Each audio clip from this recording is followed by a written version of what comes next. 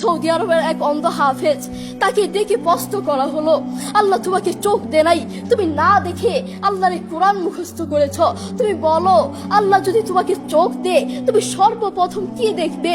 অন্ধ হাফেজ বলল, আল্লাহ আমাকে চোখ দে নাই, আল্লাহ আমি চোখে দেখতে পারি না, আমাকে চোখে দেখার মতো সেই শক্তি আল্লাহ দে নাই।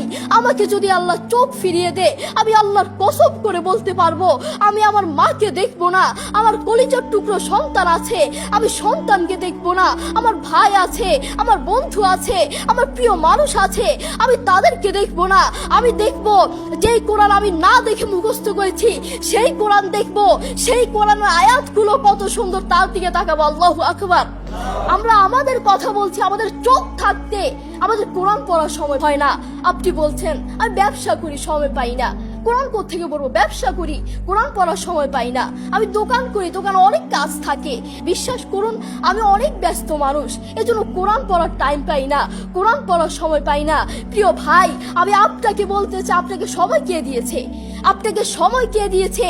যে আল্লাহ আপনাকে সময় দিয়েছে সেই আল্লাহর জন্য আপনি কোরআন পড়তে পারেন না। আপনার চেনা ফলমান আসমানের নিচে জমিনের উপর আরেকটাও হতে পারে না। কথা বলেন ঠিক কিনা?